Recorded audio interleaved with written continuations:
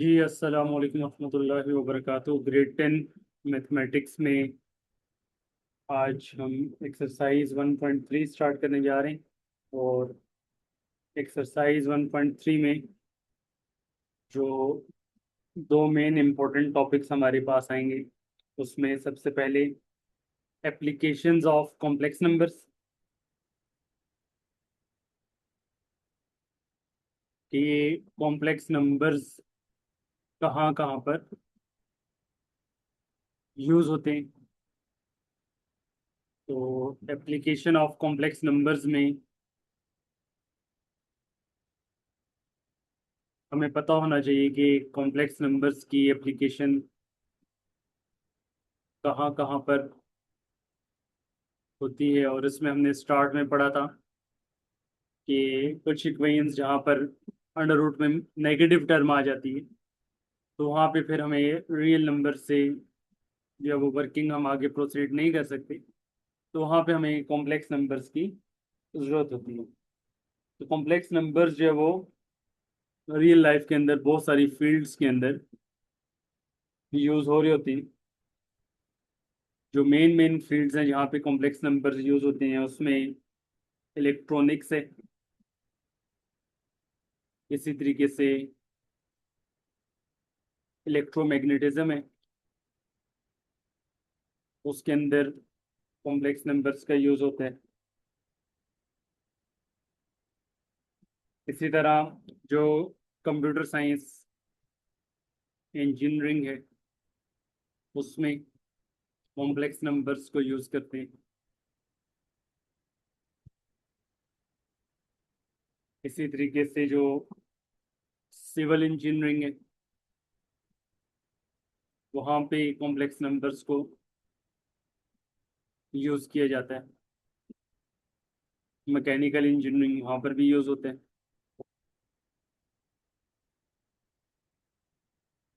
और जो control systems हैं,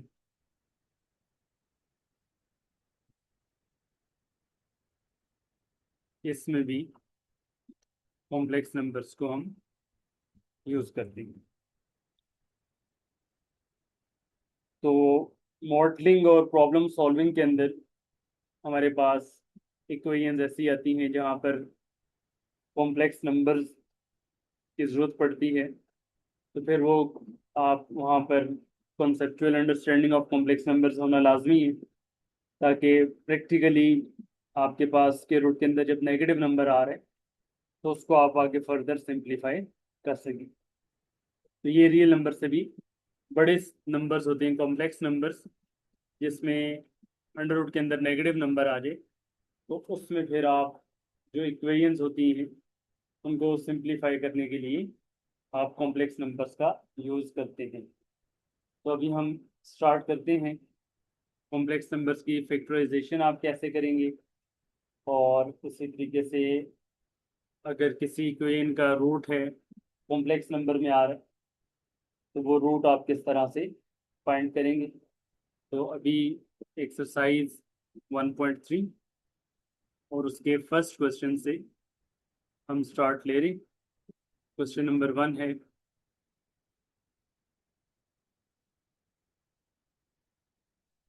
सॉल्व करना है आपने।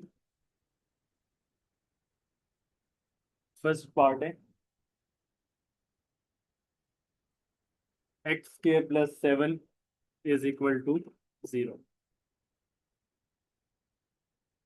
तो आपने एक्स की वैल्यू फाइंड करनी। तो एक्स की वैल्यू फाइंड करने के लिए आप यहाँ पे इसकी सिंप्लीफिकेशन करेंगे। तो इसकी सिंप्लीफिकेशन हम कैसे कर सकते हैं कि +7 को अगर हम राइट में शिफ्ट कर दें, तो इट विल बी -7, और देन फिर दोनों तरफ अंडर रूट अप्लाई कर दें, स्क्वायर अंडर रूट से कैंसिल हो जाएगा, और राइट साइड पे -√7 आ गया, स्क्वायर अंडर रूट से कैंसिल हो गया, एक्स आ गया। और इस अंडर रूट -7 को हम लिख सकते हैं under root 7 into under root -1। Under root के दो आंसर होते हैं प्लस माइनस में, तो प्लस माइनस अंडर रूट 7, और अंडर रूट -1 किसके इक्वल होता है, आयोटा के इक्वल होता है।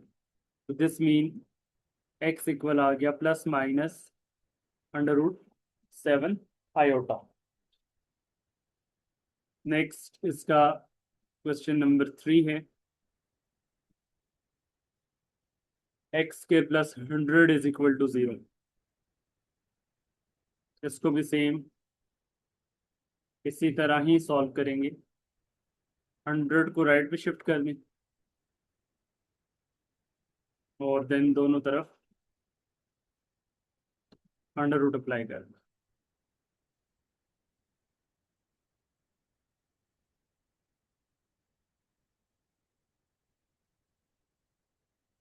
स्क्वायर 100 से कैंसिल हो जाएगा और 100 को आप लिख लेंगे √100 इंटू √-1। तो 100 का अंडर रूट आ जाएगा 10 और √-1 आ जाएगा आयोटा। तो प्लस माइनस 10 आयोटा। ये हमारा क्वेश्चन नंबर 3 होगा। अब नेक्स्ट क्वेश्चन नंबर 4 से ऑनवर्ड जो 7 तक क्वेश्चन हैं उसमें हमने डिटरमिन करना है, determine whether the given complex numbers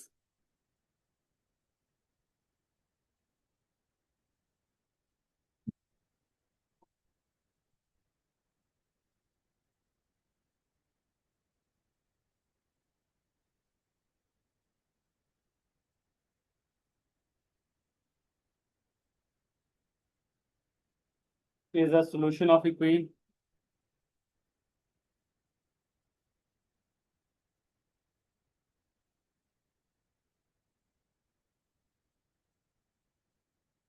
question number 4 है।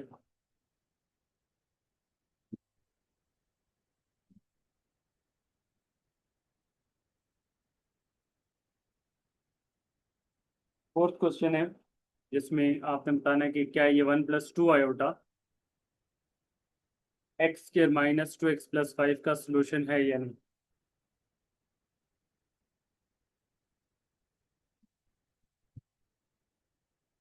तो आप सिंपल इक्वेशन के अंदर जहाँ पे x आ रहा है वहाँ पे 1+2 आयोटा पुट कर ली। x² -2x+5, x की जगह पे 1+2 आयोटा, तो x का स्केयर, फिर -2x, x की जगह 1+2 आयोटा और फिर +5 इक्वल टू 0। अब आप इसको सिंप्लीफाई करें, 1+2 आयोटा का whole square a square plus b square plus 2ab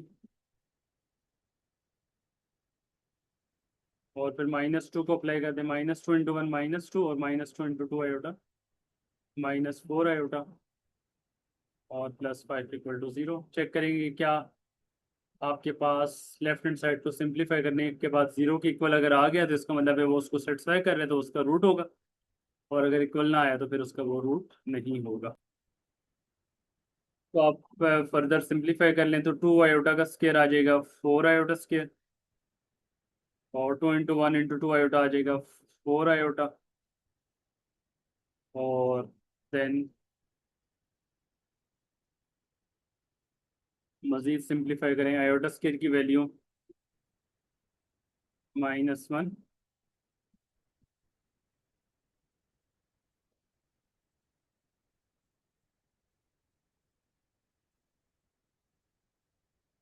1 -4 +4 iota -2 -4 iota +5 equal to 0। तो ये सारा कट हो जाएगा, +4 आयोटा -4 आयोटा से कैंसिल हो जाएगा, बाकी 1 + 5 6 और 6 - 4 2 और 2 - 2 0, तो 0 is equal to 0। So this means we can say 1 + 2 iota is solution of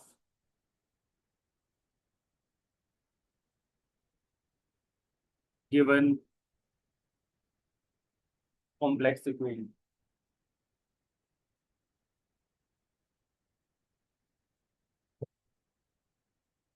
one plus two iota जो है ये कॉम्प्लेक्स नंबर है, तो ये इस गिवन इक्वेशन का सॉल्यूशन होगा। One plus two iota is the solution of given equation. तो ये आपका क्वेश्चन नंबर 4 कंप्लीट होगा।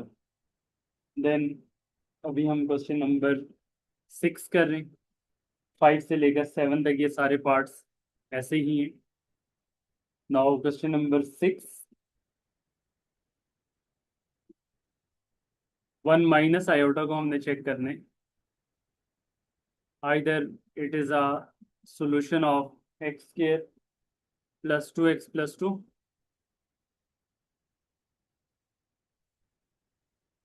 इस इक्वेशन का ये सॉल्यूशन है या नहीं है। तो आप x की जगह पर पुट कर लें one plus iota, one minus iota sorry, x square plus 2x plus 2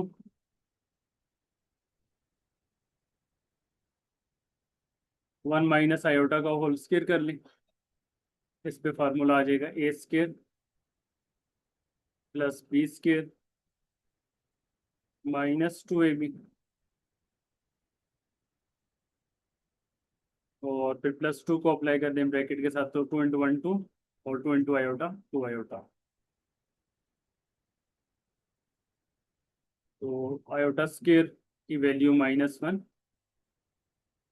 -2 into iota -2 iota, plus 2 अपनी जगह as it is, -2 iota as it is, और लास्ट पे +2 एज इट इज।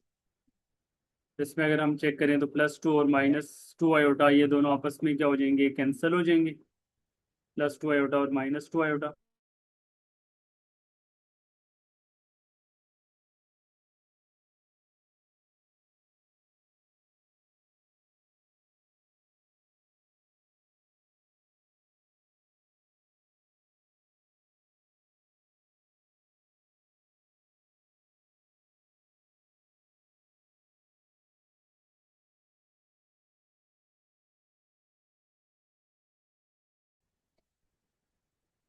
अच्छा ये कैंसिल तो नहीं हो रही, +2 आयोटा और -2 आयोटा। अब इसको अगर आप सिंप्लीफाई करें तो ये हमारे पास आ रहा है 1 - 1 तो कैंसिल हो जाएगा। अब पीछे बच गया आपके पास 2 + 2 क्या आ जाएगा 4, और -2 आयोटा -2 आयोटा आ जाएगा -4 आयोटा, 4 - 4 आयोटा। तो ये इक्वल टू 0 के नहीं आया, so this mean we will say 1 minus iota is not a solution of given equation. ये गिवन इक्वेशन का सॉल्यूशन नहीं होगा।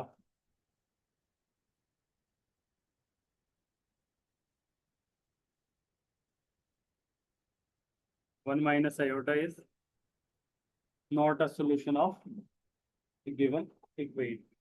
तो ये आपने क्वेश्चन नंबर 5 और 7 बिल्कुल सेम इसी पैटर्न पे सॉल्व करना है। नेक्स्ट अभी हम फैक्टराइजेशन कर रही, क्वेश्चन नंबर 8, 9 एंड 10। उसमें है कि फैक्टराइज द एक्सप्रेशन।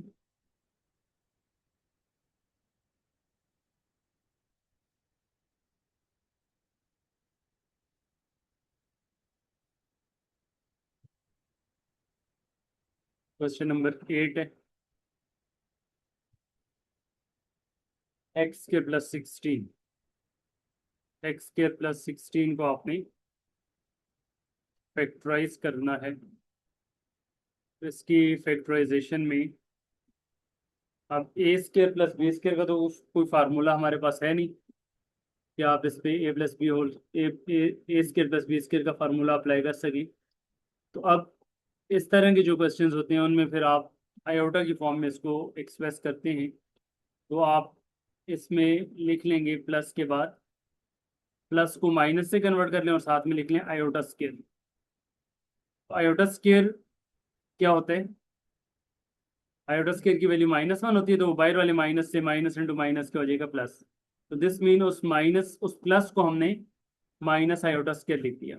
ठीक है, बाहर ये जो मिड में प्लस था, इस प्लस को हमने कन्वर्ट कर दिया माइनस के साथ, साथ में आयोटा स्केयर लिख दिया, क्योंकि आयोटा स्केयर की वैल्यू -1 होती है। तो ये माइनस और आयोटा स्केयर का माइनस, ये दोनों माइनस इंटू माइनस का हो जाएगा प्लस। इससे हमें फायदा क्या होगा कि अब आपके पास ए स्केयर माइनस बी स्केयर का आइडेंटिटी अप्लाई हो जाएगी।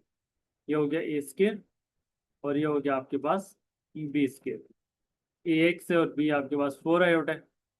ए स्केयर माइनस बी स्केयर की आइडेंटिटी आ जाएगी a minus b into a plus B,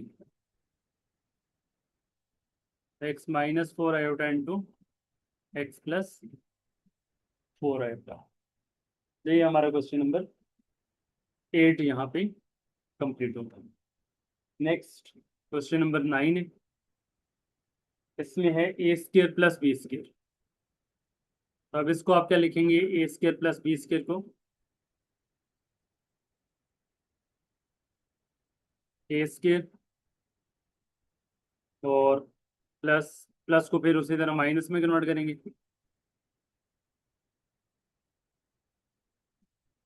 iota square into b square. तो ये आ गया a square minus b iota का स्केयर।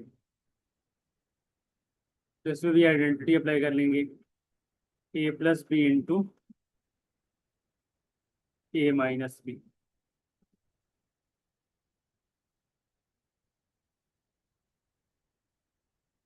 सेम क्वेश्चन नंबर 10 में भी x square plus 25 y square. तो प्लस को आप कन्वर्ट कर लेंगे माइनस में, ये आ जाएगा एक्स का square minus iota square 5 square y square. इसको आप लिख लेंगे एक्स का स्केयर -5 वाई आयोटा स्केयर। ये आ जाएगा x -5 y iota into x plus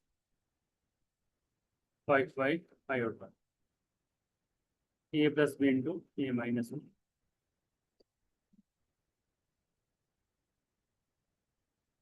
तो ये आपका क्वेश्चन नंबर 10 हो गया। अब नेक्स्ट जो टॉपिक हम डिस्कस करने जा रहे हैं वो आपके पास सिस्टम ऑफ लीनियर इक्वेशंस है, क्वेश्चन नंबर 11 एंड 12। तो दो टॉपिक्स मेन इस एक्सरसाइज में थे। एक हमने कॉम्प्लेक्स इक्वेशंस को देख लिया और दूसरा अब आपके पास जो है वो सिस्टम ऑफ लीनियर इक्वेशंस है कि अगर आपके पास कॉम्प्लेक्स कोएफिशिएंट्स आ जाए तो देन आपने उनके सॉल्यूशन किस तरह से फाइंड करना होगा। तो solve the following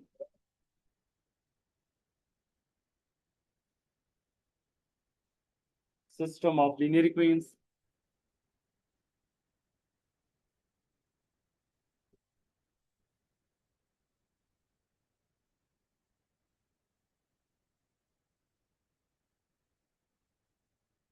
question number 11,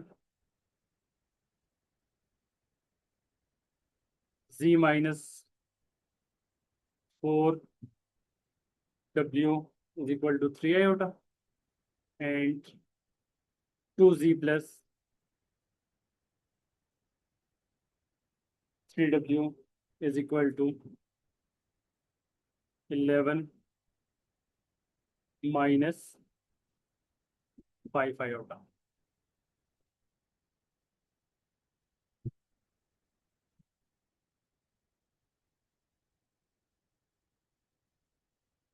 जी, जैसे आप लीनियर इक्वेशंस को सिंप्लीफाई करते हैं तो इसी तरह कॉम्प्लेक्स इक्वेशंस को भी आपने इसी तरह ही सिंप्लीफाई करना है साइमल्टेनियसली। क्या आप क्या कर सकते हैं इसमें, या w का कोफिशिएंट सेम बना दें या z का कोफिशिएंट सेम बना दें। तो अब अगर यहाँ पे आप जी का कोफिशिएंट सेम बनाना चाहते हैं तो इसको अगर हम इक्वेशन नंबर 1 का नाम दे दें, इसको इक्वेशन नंबर 2 का, तो मल्टीप्लाई कर दें इक्वेशन 1 को 2 के साथ, मल्टीप्लाई इक्वेशन 1/2 एंड फिर क्या करेंगे, सब्ट्रैक्ट इक्वेशन 2 फ्रॉम इट, फिर उसमें से इक्वेशन 2 को क्या करने, सब्ट्रैक्ट करने। तो अब इक्वेशन 1 को हमने 2 से मल्टीप्लाई किया तो ये हो जाएगा 2z, 2 × 4 क्या हो जाएगा 8w या ओमेगा, इक्वल टू 2 × 3 क्या आ जाएगा आपके पास 6 आयोटा। और जो सेकंड इक्वेशन है वो एज इट इज आ जाएगी 2z + 3w equal to 11 - 5 iota. अब इन दोनों इक्वेशंस को आप क्या करें, सब्ट्रैक्ट करें।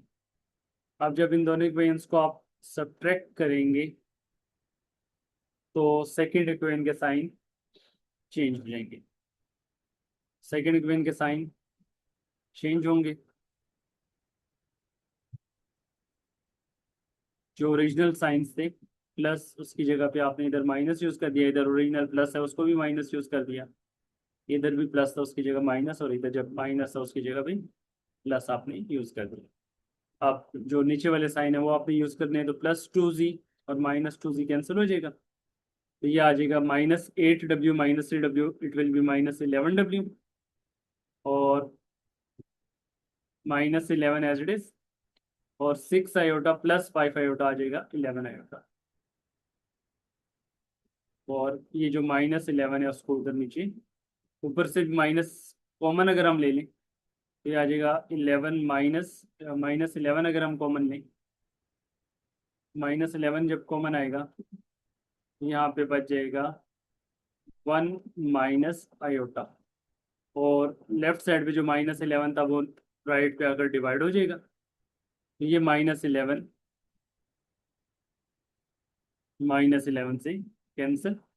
सो दिस मीन W की वैल्यू हमारे पास आ गई 1 - आयोटा। इस तरह से W आपने फाइंड कर लिया 1 - आयोटा। अब ये जो W की वैल्यू है इसको आप पुट कर लें किसी भी एक इक्वेशन में, आइदर इन इक्वेशन 1 और इन इक्वेशन 2, आपकी मर्जी। तो अभी हम इसको पुट करने जा रहे हैं इक्वेशन नंबर 1। तो put value of W in equation 1, तो वहां से अब आप Z की वैल्यू फाइंड कर लेंगे, तो अब आप क्या लिख रहे हैं, put value of W in equation 1, equation 1 में पुट कर लें, ये आ जाएगा, सो C - 4W, W की जगह पे आ जाएगा 1 - iota is equal to 3 iota.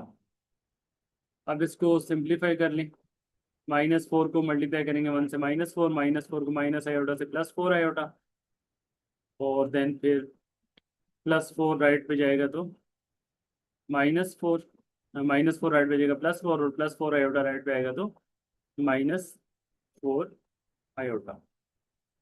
तो ये आपके पास आ गया 4 +3 आयोटा और -4 आयोटा माइनस आयोटा आ जाएगा। सो दिस मीन Z की वैल्यू आ गई 4 - आयोटा में। इस तरह से आपने W भी फाइंड कर लिया और Z भी फाइंड कर लिया। तो ये आपने साइमल्टेनियस इक्वेशन इस तरह से सॉल्व कर लेनी है। अब नेक्स्ट जो क्वेश्चन है, क्वेश्चन नंबर 12, वो भी यही साइमल्टेनियस इक्वेशन ही, उसमें भी आपने मेथड यही फॉलो करने, उसको भी देख लें। उसमें भी दो इक्वेशन हमारे पास गिवन है, आप उनको आपने साइमल्टेनियसली सॉल्व करके बताने हैं। तो क्वेश्चन नंबर 12 है 3z + 2 + iota into W equal to 11 - iota, और 2 - आयोटा इंटू Z, और -W is equal to -1 + iota. ये दो इक्वेशंस हैं और इन दो को आपने साइमल्टेनियसली सॉल्व करके बताना है क्या क्या आंसर आ रहे हैं। तो अब या आप जी के कोफिशिएंट सेम बना लें या डब्ल्यू के कोफिशिएंट को सेम बना लें। तो ये फर्स्ट इक्वेशन है और इसको आप सेकंड का नाम दे दें। अब अगर आप डब्ल्यू की कोफिशिएंट को सेम बनाना चाह रहे हैं तो इक्वेशन टू को हमें मल्टीप्लाई करना होगा टू प्लस आयोटा से। तो आप क्या लिखेंगे, multiply equation two by two plus iota. और ऊपर टू प्लस आयोटा के साथ प्लस है, नीचे टू प्लस आयोटा के साथ माइनस आ जाएगा। तो देन क्या करेंगे, एंड देन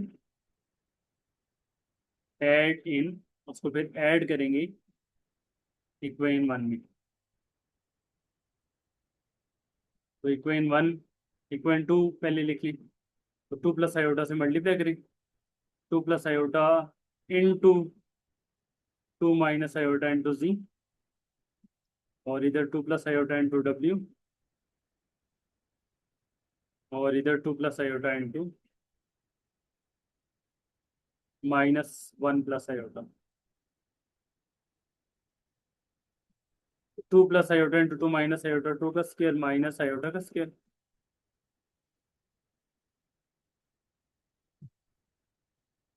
और इधर टू प्लस आयोटा इंटू डब्ल्यू, और इधर two plus iota into minus one plus iota, ये आ जाएगा।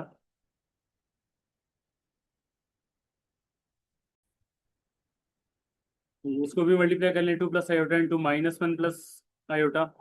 तो टू को पहले मल्टीप्लाई करेंगे तो minus two plus two iota, और minus iota plus iota square.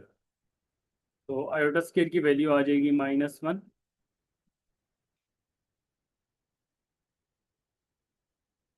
और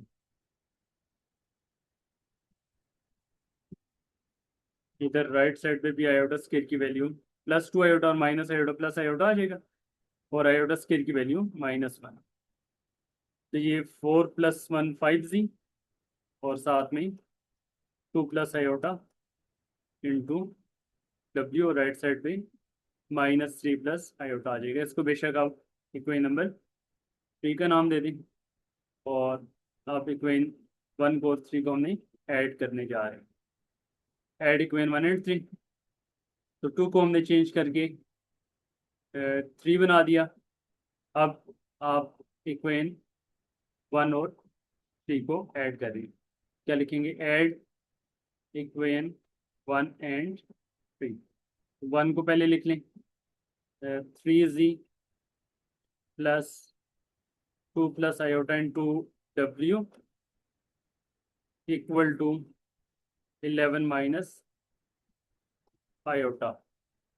और इसी तरह जो थर्ड इक्वेशन है उसको लिख लें, five z minus two plus iota into डब्ल्यू equal to minus three plus iota. अब जब आप इसको ऐड कर रहे हैं, ऐड करते हुए जो डब्ल्यू वाली टर्म है, ऐड में हमें पता है कि साइन चेंज नहीं होते, ये टर्म्स कैंसिल हो जाएंगी। Plus two plus iota into W, two minus iota into W cancel हो जाएगा।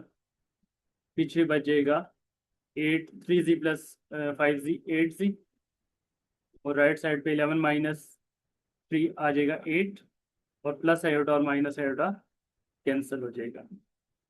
तो यहाँ पे भी प्लस आयोटा और माइनस आयोटा क्या होगी, कैंसिल होगी।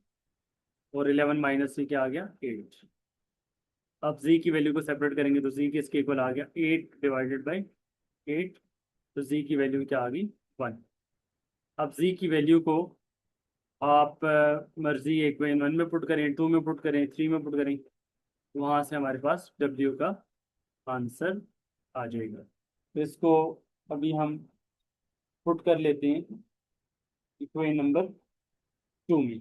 इक्वेशन टू में पुट कर लें तो उससे थोड़ा इजीली आपका डब्ल्यू का आंसर आ जाएगा। तो अब आप देखेंगे, put value of z in equation to,